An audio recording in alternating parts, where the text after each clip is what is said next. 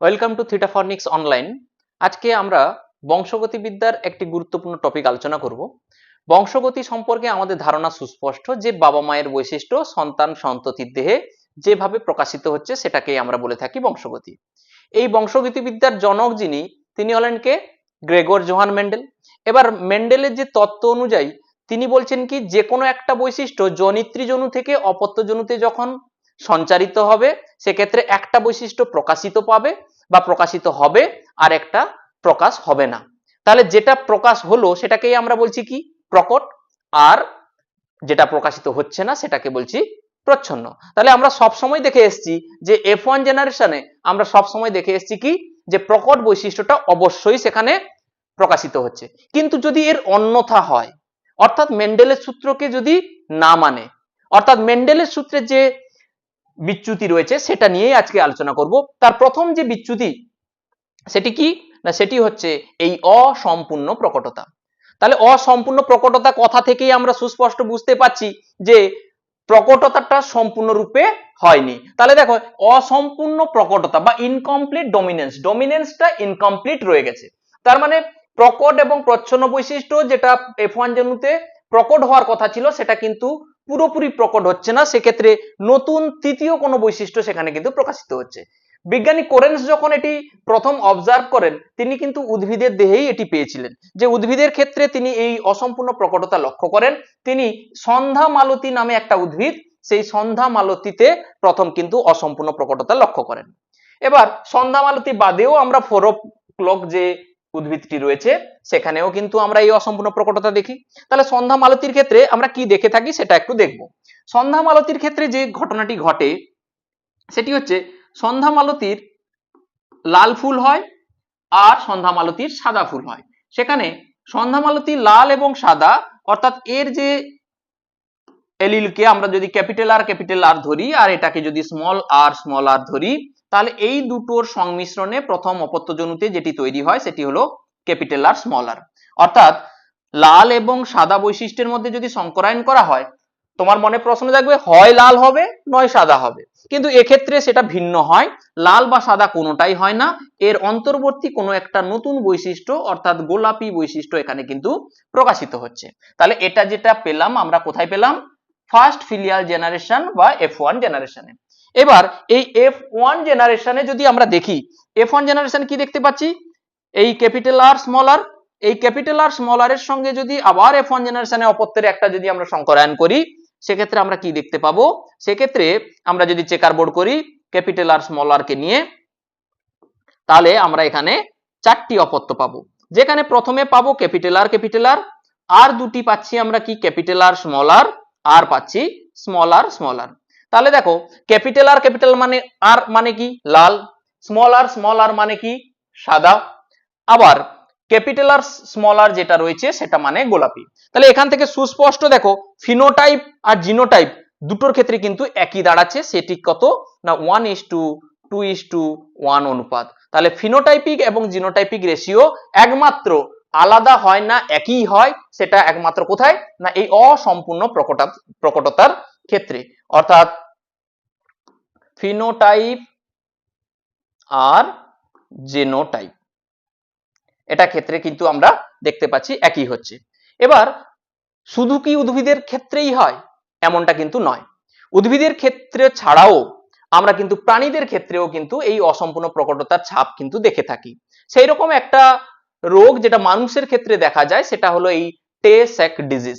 এই টে-স্যাক ডিজিজ অনেকের কাছে নতুন, আবার অনেকের কাছে এটা কিন্তু জানা রয়েছে যে এই টে-স্যাক ডিজিজটা কি। আমাদের কোষে কিন্তু ভিন্ন ধর্মী জিন রয়েছে, এই প্রত্যেকটা জিন কি করে তাদের নির্দিষ্ট যে রোল রয়েছে সেটা কিন্তু প্লে করছে। অর্থাৎ জিন বহিঃপ্রকাশ করছে, নির্দিষ্ট এমআরএনএ তৈরি করছে, সেই এমআরএনএ থেকে উৎসেচক তৈরি হচ্ছে, পরবর্তীতে এই উৎসেচক কোষের যে যাবতীয় স্বাভাবিক কার্যাবলী সেটা কিন্তু নিয়ন্ত্রণ করছে। তাহলে এখানে দেখো, এই টে-স্যাক ডিজিজে আমাদের শরীরে একটা জিন রয়েছে যার নাম হচ্ছে কি?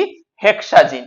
এই হেক্সাজিন কি করে পরবর্তীতে এক্সপ্রেস হয় বা বহিঃপ্রকাশ ঘটে, তার বহিঃপ্রকাশ ঘটার ফলে এই হেক্সোসামিনিডেজ এ নামে একটি উৎসেচক তৈরি করে। এইটুকু আমাদের সুস্পষ্ট হয়েছে। তাহলে জিন, যে জিনটা হলো হেক্সাজিন, সেটি হেক্সোসামিনিডেজ এ নামে একটি উৎসেচক তৈরি করছে। এবার এই যে উৎসেচকটা কেন প্রয়োজন, এই উৎসেচকটা কি করে না, এই উৎসেচক হচ্ছে আমাদের মস্তিষ্কে অতিরিক্ত যে সমস্ত লিপিড রয়েছে বা চর্বি রয়েছে, অর্থাৎ GM2 গ্যাংলিওসাইট যে আমাদের মস্তিষ্কে রয়েছে সেগুলোকে ভেঙে ফেলতে সাহায্য করে, যেগুলো আমাদের শরীরের পক্ষে ক্ষতিকর। তার মানে এই হেক্সাজিন জিনটা যে রয়েছে সে কিন্তু আমাদের ভালো কাজই করছে। তাহলে এই হেক্সাজিন হেক্সোসামিনিডেজ এ উৎসেচক GM2 গ্যাংলিওসাইটকে ভেঙে ফেলতে সাহায্য করে। এবার এই যদি এই গ্যাংলিওসাইটকে যদি না ভাঙে তা সেক্ষেত্রে কিন্তু নানা সমস্যার তৈরি হবে, বিশেষ করে ছোট বাচ্চাদের ক্ষেত্রে যার বয়স 3 থেকে 6 মাস, সেক্ষেত্রে কিন্তু আমরা এই রোগের বহিঃপ্রকাশ কিন্তু লক্ষ্য করে থাকি। যে জন্ম হয়েছে তার 3-6 মাস বয়স হয়েছে, সেক্ষেত্রে কিন্তু আমরা দেখতে পাবো যদি এই জিনের গন্ডগোল থাকে বা হেক্সাজিনের মিউটেশন হয়ে থাকে বা হেক্সাজিন কোনো কারণে বংশগতি সূত্রে পেয়েছে, সেক্ষেত্রে কিন্তু আমরা দেখে থাকি যে তার বৈশিষ্ট্যটা আমরা লক্ষ্য করতে পারছি যে হ্যাঁ সে টে সেক ডিজিজে আক্রান্ত, অর্থাৎ তার ক্ষেত্রেও ইনকমপ্লিট ডমিনেন্সের একটা প্রভাব রয়েছে। এবার দেখো এই টে সেক ডিজিজে যদি এই উৎসেচকটা তৈরি হচ্ছে না হেক্সোসামিনিডেজ এ, যার ফলে আমাদের যে স্নায়ুতন্ত্র রয়েছে সেখানে কিন্তু বিষাক্ত লিপিড জমা হতে থাকে, ফলে স্নায়ুতন্ত্র স্বাভাবিকভাবে কাজ করাটা কিন্তু বন্ধ করে দেবে। এবার কিভাবে এই রোগটা কিন্তু আসছে, দেখো এই রোগটা হচ্ছে কি একটা অটোজোমাল রিসেসিভ ডিজিজ, অর্থাৎ অটোজমীয় প্রচ্ছন্ন জিন ঘটিত রোগ হচ্ছে এই টে সেক ডিজিজ। সেক্ষেত্রে বাবা যদি বাহক হয় আবার মাও যদি একাধারে বাহক হয়, তাহলে দুজনের ছবিটা থেকে সুস্পষ্ট যে বাবা মা দুজনেই বাহক। এবার দুজনেই বাহক হলে সেখানে দেখতে পাচ্ছি যে তাদের থেকে যে সন্তান সন্ততি হচ্ছে সেখানে কিন্তু আনএফেক্টেড রয়ে যাচ্ছে, তার প্রবাবিলিটিটা কত 25%। আবার 50% যারা রয়েছে কি বাহক হিসাবে কাজ করছে, আবার 25% যেটা হচ্ছে আক্রান্ত কন্যা বা পুত্র হচ্ছে। কেন কন্যা বা পুত্র হচ্ছে, যেহেতু এটা অটোজোমাল রিসেসিভ। অটোজোমাল মানে দৈহিক বৈশিষ্ট্য নির্ধারণ করে, সে কখনো সেক্স ক্রোমোজোমের মতন ছেলে বা মেয়ে এটা কিন্তু নির্ধারণ করছে না। তাহলে এইবার ভালো করে লক্ষ্য করো যে এখানে অনুপাতটা দেখো 25, আবার 50 হচ্ছে কি ক্যারিয়ার, আবার 50 হচ্ছে 25 হচ্ছে এফেক্টেড। তাহলে এখানে সেই রেশিওটাই দাঁড়ালো না যেটা আমরা ইনকমপ্লিট ডমিনেন্সে দেখে এসেছি 1:2:1। তাহলে টে সেক ডিজিজেও ইনকমপ্লিট যে ডমিনেন্স তার একটা এক্সাম্পলস। এবার এর এফেক্ট বা লক্ষণগুলো কি কি আমরা দেখে থাকি এক এক করে দেখো, যেটা বলেই এসেছি জন্ম থেকে 3 থেকে 6 মাসের পরে এই লক্ষণগুলো দেখা দিতে শুরু করে, অর্থাৎ আমরা তখনই বুঝতে পারবো যে কোনো কারণে জেনেটিক জিনগত ত্রুটি রয়ে গেছে। তার সাথে সাথে শিশুর পেশির দুর্বলতা হবে, শিশু জন্ম থেকে যে দাঁড়িয়ে থাকার যে প্রবণতা বা হালকা করে দাঁড়ানোর চেষ্টা করছে সেটা কিন্তু পারবে না। কেন না, তার পেশি দুর্বল থাকার কারণে, পেশির গঠন সুগঠিত না হওয়ার কারণে সে কিন্তু আর দাঁড়াতে পারবে না। তার সাথে সাথে কি হবে, তার সময় তুলনায় বা এই যে 6 মাস বা 1 বছর বয়সে শিশুর যে ক্রিয়াকলাপ সেটা কিন্তু আমরা আর দেখতে পাবো না। কেন দেখতে পাবো না, তার কারণ হচ্ছে স্নায়বিক দুর্বলতা। সেই জন্য এরা বুদ্ধিগত বিকাশ হবে না, অর্থাৎ ডেভেলপমেন্টাল যে ডিলে সেটা আমরা লক্ষ্য করতে পারবো। আর যে বিশেষ বৈশিষ্ট্য থেকে আমরা এটাকে ধরে থাকি যে এই রোগে আক্রান্ত হয়েছে, সেটি হচ্ছে চেরি রেড স্পট রেটিনাতে দেখা যায়। অর্থাৎ রেটিনাতে এই চেরি রেড স্পট অর্থাৎ চেরি কালার যেটা হয় সেরকম একটা লাল একটা স্পট হবে এবং তার সাইডে একটা রেডিশ একটা কালার মানে গ্রাস বলয়ের মতন দেখাবে, সেটাকেই আমরা কিন্তু দেখে বুঝতে পারবো যে এই বাচ্চাটি টে সেক রোগে আক্রান্ত। তাহলে ছবিটা দেখো যে এই টে সেক ডিজিজের ক্ষেত্রে এই যে ছবিটা এটা কিভাবে এক্সপ্লেন হচ্ছে, দেখো নরমাল নন মিউটেটেড ডিএনএ রয়েছে।